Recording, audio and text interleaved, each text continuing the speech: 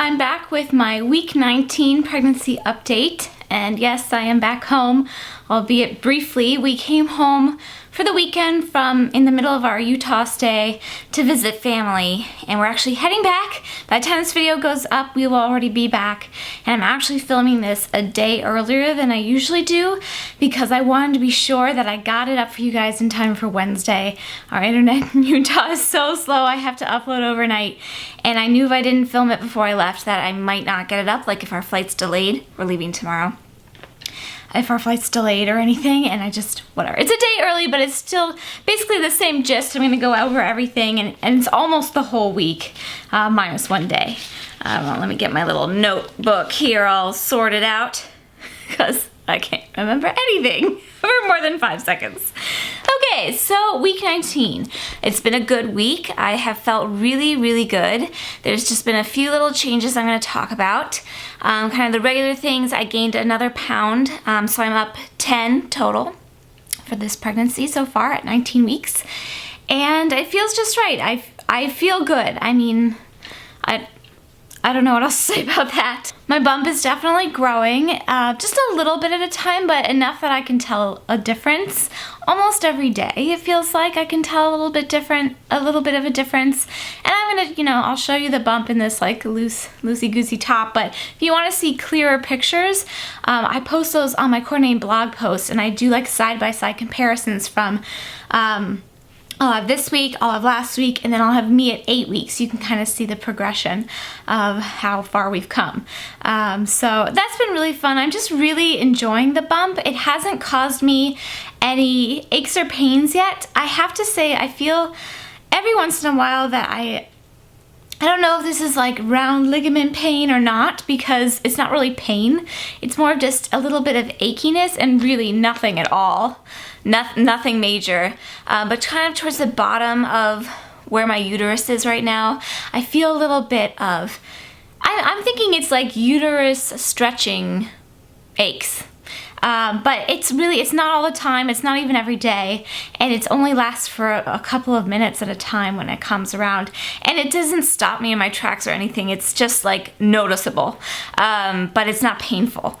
So I think, my uterus is definitely stretching to accommodate baby's growth. Baby girl is, let's see, she's about the size of an heirloom tomato, so picture like a really big fat tomato, so about 6 inches in length, and she weighs half a pound, give or take. I mean, I don't know exactly, but this is just statistically at the 19-week mark. And she is developing a lot, full swing. She can now hear, she can hear me, she can hear, the sounds that are up close to her belly, and that's just been really fun to think about. I enjoy talking to her and singing to her. I love singing to her. I don't know why I got shy right there, but I did. And yeah, she's growing, full stop. Let's see, what else can I tell you this week? Okay, so in terms of some of the changes, I mentioned the little bit of uterine stretching aches. I've also had a couple of mornings where I've woken up with Charlie horses in my calves. And Charlie horse is just like a spasmy leg cramp that will go away, but it's like my calf muscle like seizes up, and then after a moment it'll release, but then my calf muscle on whatever side that I've had the Charlie horse is pretty sore for the rest of the day, and even some of the next day. And I used to get these when I was avoiding dairy for a while. This is way before I was pregnant. I went on all sorts of different restrictive diets where I was cutting out different kinds of food groups when I was working through some stomach issues and trying to figure things out. So there was a time where I didn't consume any dairy for a long time, and I used to get Charlie horses all the time. And when I picked dairy back up, that problem went away. So I'm not really sure if that's related. I know leg cramps are very common in pregnancy, so I don't really know the exact cause of it. But interestingly enough, I have been craving milk this last week. And yes, I say milk and not milk. I know I say it wrong, but it's just the way I say it, so bear with me. But every night I have to have a big glass of milk, and not like an 8-ounce glass. I mean like 12 ounces of milk, and it is just the most delicious, refreshing thing, like ice cold milk not right before bed, but like kind of after dinner. I don't like to really consume anything but water like right before bed. But that's definitely my craving. In terms of aversions, fish, still no fish. And also lately, just the thought of raw meat or like just undercooked or raw meat kind of has me like heading to the hills. And I've had to kind of steer clear of the kitchen when food prep is underway. Luckily, I'm generally in charge of cleanup, so that's not an issue. But yes, I have not been enjoying like the sight or the smell or anything, the thought of raw meat. And that's kind of a newer thing, although I've never been a huge fan of being around raw meat, but you know what I mean. Let's see what else. Let me look at my list here. Oh yes, the other kind of significant change, I guess this is the most significant of the week. I mean, nothing huge is happening here, but I've definitely gotten much more sensitive and emotional. In just the past few days, I have been, this is obviously hormonal, but I have actually been like emotional to the point of being like crying for a few nights in a row, and there's not really a really good reason for it, which makes me, realize that it's totally hormonal. And I am not a big crier. I really dislike crying. Like, I really, really dislike it, and I will avoid it at all costs. And I have been bawling my eyes out the last 3 nights. And Don is so good. He just holds me and takes care of me, and he knows that it's just a phase. But yeah, that's been a little bit different for me because it's just not in my character, and it's not the kind of person I am. But yeah, been a little bit on the emotional side. And then the other big thing that happened is we flew back home. We don't have Winnie with us because we were just coming back for a couple of days, and it seemed like a big ordeal to put her through just for a couple of days. She's out in Utah still with the rest of the family, so she's doing fine. So I decided to film in my office instead of where I usually film in my bedroom where you can see her in the background, but miss her a lot. I miss her so much. Yeah, I think that's basically what's been going on this past week. I mean, aside from those, they're really minor things, like the leg cramps and the uterine stretching aches and the sensitivity, emotional, whatever. Those are really very minor, and I've been doing really, really well otherwise. I feel good. I really don't have any physical complaints other than those things to speak of yet, so that's good. And yeah, I'm generally very happy and feeling good and getting a lot done. So I have a few of your questions from last week that I'm going to answer now. Okay. How do you feel about people touching or kissing your belly, strangers or people you know? I do not like people touching my stomach. I just have always been very sensitive about my tummy area. I think just because I've had so many stomach issues over the course of my adult life. Even Don, as my husband, he's obviously, well, we won't go into detail there, but he can touch my stomach, but he knows not to focus a lot of attention on it because it makes me uncomfortable. So the thought of other people touching it randomly makes me a little bit uncomfortable. Honestly, I don't think I'm showing quite enough for that to happen out in public with people I don't know yet. And even in my family, they're all well aware that I am not keen on having my tummy touched unless they're invited. And it's just she's not kicking or doing anything like that yet where there's a reason to touch. When we get to that stage, I'm sure that I will be inviting my loved ones to touch my belly if they want to feel the baby kick. But at this point, no. And they know that and they respect that and they're really nice about it. So it's been working out, but I'm not gonna stand for that in public. I sound so mean, but I mean, if somebody comes towards me and I can tell they're gonna touch my belly, I'm just going to I know reflexively I'm gonna act defensively and kind of shield myself. I know that I will just out of reflex. It won't be conscious. But I guess we'll burn that bridge when we get there. And I did mention she hasn't kicked yet. I meant to mention that in the the previous part where I was talking about what was happening this week. I really want to feel her, and I feel these like what I can only assume is gas or just like uterine shifting or something. And I'm like, is that her? Is that her? And it's just not distinctive yet. And I really, really want to feel flutters or whatever it's going to be, but it hasn't happened yet. And I'm like getting a little impatient, but that's okay. That's another story. Okay, how do you feel about stereotypical gender colors? Will you dress your daughter in lots of pink? This is a really interesting question because I was actually just in the Gap baby store. If you watched my vlog from yesterday, I had to return a dress there. The maternity shop is in the same as the baby shop. And I was looking at their first favorites collection, which is really highly reviewed by people for baby clothes. And I'm not buying any baby clothes yet, but I just wanted to like see it since I was in there anyway, returning something. And literally 90% of their baby girl stuff was pink and the rest was like cream. And it's like, okay, well, I guess it's pink. And when you look around at a lot of baby girl offerings, they're pink. Pink or purple. I'm not against dressing my daughter in pink or purple, but I'm also not thinking that she's going to be exclusively in pink or purple. Honestly, I don't think that much about colors when it comes to clothing. If it's cute, it's cute. I know my favorite color personally is blue, and it always has been. I've never been a huge pink person, although I think it's nice in certain contexts. But actually, when I was at a family reunion early this summer, it's actually one of Dawn's cousins was telling me how you might not think you're gonna wanna dress your daughter in pink, but people will assume that your baby is a boy regardless of what he or she looks like.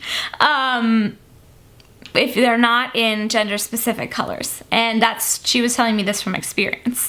Because when babies are newborns and they just don't have, features yet, like hair length or whatever it is that tick people off that it's a girl, tip people off, then apparently people automatically assume your child is a boy. And while I wouldn't really care that much, apparently what Dawn's cousin was describing was that it gets really old really fast when you have to correct people. And so she just like threw in the towel and went pink and purple and just like called it a day. She said even with purple you get boy a lot. And I was just really surprised, but honestly, I don't think I'll make a huge conscious effort to buy a lot of pink. If something's really cute and I like it and it feels like a nice material and I like the style and I like the design, then I think I'm just gonna buy it regardless of what color it is. But I don't have intentions to go all pink or no pink or all gender neutral or none, or I'm thinking whatever.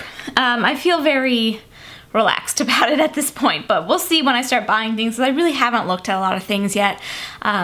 Really anything seriously, but just from my first encounter at actually looking at stuff in the Gap baby store, is like pink is there, and that's what's available.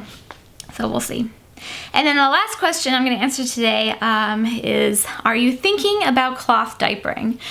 Honestly, you guys, I have not done any research on diapering yet. I'm planning on doing all of my like baby related research in the fall. There's a lot going on right now with travel and, all trying to fit in work and stuff around travel. And I just haven't had time to read any more books since basically early summer. So I'm hoping in the fall that I can start researching baby stuff more about newborns, about nursing, about diapering, about all that stuff. So, we'll see what information I get. I'd love your feedback on it.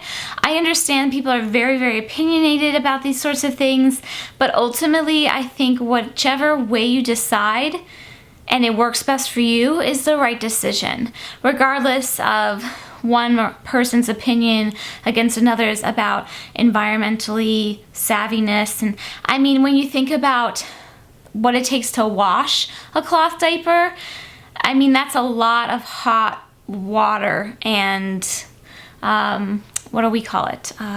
Stain removers that you have to go through.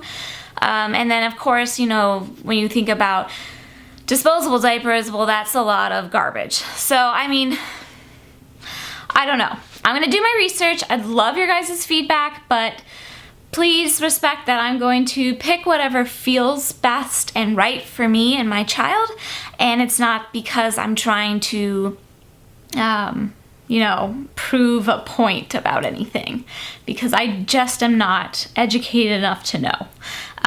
So there's that. And now I'm going to show you guys some of the things that we got for baby. I haven't bought anything for baby girl since I think the first pregnancy update I showed you. I had those just few little trinkets I had picked up for her when we were out in Pennsylvania. I just haven't really wanted to buy anything yet. I just haven't been ready, but I will probably do purchasing, I think, in the fall when we're back from all of our big travel. But we did receive some really, really sweet gifts and cards that I wanted to share with you guys. Thank you so much, you guys, for thinking of us. I mean, it is just so touching. Most of all, what I really, really enjoy are your notes, your cards, and your words. Those are the biggest gifts of all. Please do not feel like you have to send us something.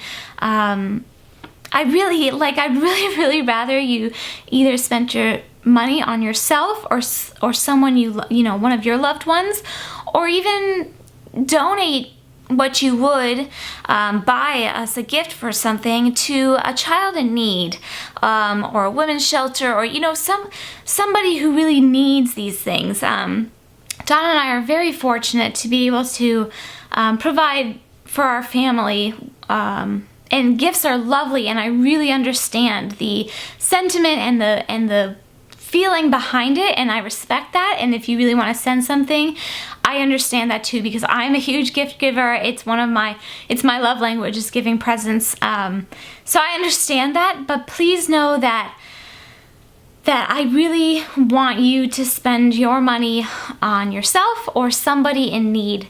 You know, that would be such a wonderful gift. And send me a note, send me a card, and tell me what, you know, what you did instead of sending a gift. That would be lovely. But like I said, I understand if you want to send something, and please don't think that we don't appreciate everything you do just because of those feelings that I just described. But anyway, without further ado, I'm going to show you some gifts we got. We got these really sweet and cuddly gifts from Jeanette in Washington.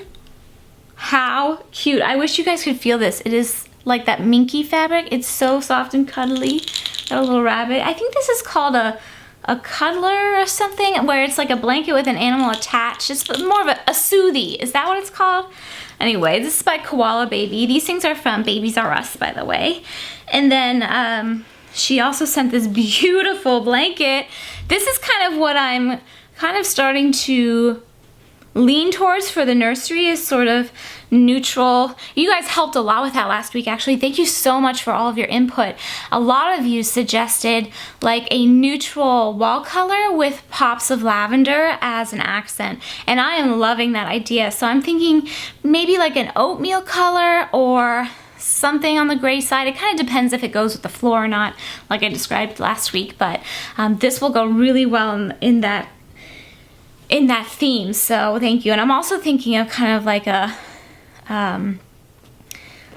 a fairy tale accents as well, like fairies and unicorns and butterflies and things like that. I don't know, we'll see. I'm nothing set in stone, but I really appreciate your guys' input. Thank you, Jeanette, for that beautiful gift. Really, really appreciate it. And then Crystal sent this really beautiful card. I really like this cutout design. And this really sweet gift. Look! It's a Dallas Clayton book. Lily the Unicorn. The unicorn actually looks like color coordinates that string art one by Strings by Samantha that she gifted us, that I shared with you guys last week. Isn't that cute? I love Dallas Clayton too. He's a wonderful illustrator and children's book author. And look at these! How cute are these little booties? So FP stands for freshly picked.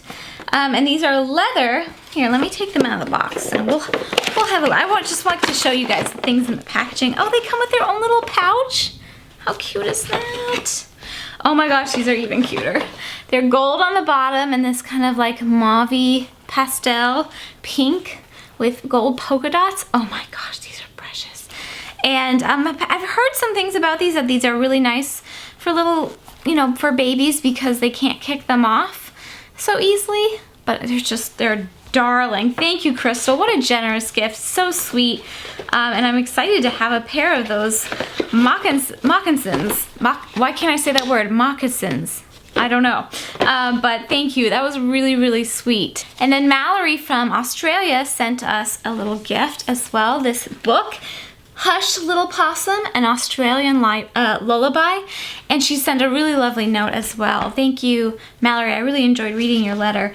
And she was saying how we talked about how we weren't going to be going to Australia because I was pregnant. She thought she would send a little Australia to us and the baby, so I thought that was really cute. And I love adding to our children's book library. We already have quite an extensive collection, but you guys are sending such wonderful books, and I thank you so much. And then we got this super precious gift from Sherry. And these are actually things that she picked up from Etsy shops. So here's a little 3-month onesie, a little Carter's onesie with a little bee applique on it. And this is from A Stitch to Remember on Etsy, and I will link that shop below. But how cute is that? And then Sherry also sent this little hand crocheted bumblebee baby set. Like, come on. Can you imagine the photo shoot? You put this on their little tush and you put this, come on. And this is from Etsy as well, and it's from LYM Crafts. And like I said, I'll link these shops below, but this is just precious. I love it. Thank you, Sherry. This is so thoughtful of you, and I loved your little note as well. So thank you so much for thinking of us. We also got some really sweet cards and notes. This one is from Hilda from Arizona. Really pretty mother-to-be card. This one's from Cindy from Oregon. And these just are all such sweet, sweet notes. Kasmira, I hope I'm saying your name right, from California sent this. And she asked if I had a Pinterest account, and yes, I do. It's at Pretty Neat Living, but there's no I in the ing at the end. So my Pinterest link is always in my description box of my videos, so you can check me out there if you'd like. Kylie from Virginia sent this really sweet card for the parents-to-be. I love all these different baby cards, and you guys are sending totally different ones, which I think is so fun and interesting. I thought there'd be, doubles, but there's not. And then last but not least, this card is from Sarah. Sarah is from Iowa. Little night owl. Your very own little night owl. Hopefully our baby isn't a night owl, but you get what you get. But these are really sweet notes, and I really appreciate it. I actually got about double the amount of mail as this, but I'm saving some of it to share with you guys next week. Since I won't be able to collect my mail since we'll be in Utah still. So I did get other gifts, and if you send me something and you don't see it here or card, please know that I'm just going to share it next week, and you'll probably see it then. But thank you guys for thinking of us. I really appreciate it. And next week is the 20-week mark. We're going to be halfway there. I can't believe it. It's on the one hand, it's like time is moving so slowly because I'm just waiting for her to kick. I think that's making time go slowly, but on the other hand, it's like, wow, we're halfway. And as many of you have requested, Dawn and I are going to be sitting down and doing a pregnancy Q&A together. That will not be my 20-week update though. That will be a video that I will put up on Monday of next week. That will be like my bonus pregnancy video next week. So please leave your questions below for me and Dawn, or for Dawn specifically, and we will try to answer as many as we can. I thought it'd be fun to do at the halfway mark, and then maybe, depending on how that video goes, we'll do one again at the end of the pregnancy. I'm not really sure, but definitely gonna do one next week for you guys. So if you have questions for Daddy-to-be, please leave them below. And also, please continue to leave me questions to answer in my weekly pregnancy update. If I haven't gotten to your question yet, just keep asking, and I will hopefully get to it over the course of these next several months, because I plan on still answering 3 questions every week. And like I said, my 20-week pregnancy update is going to be completely separate from that pregnancy Q&A with Dawn. So yes, ask me both things. You ask as many things as you'd like, and like I said, we'll do our best to answer them all. And I will be back with another update next week as well, on my 20-week update. So I hope you guys enjoyed this. Thank you so much for watching and for all your love and support, and I will see you guys real soon. Bye, you guys. Take care.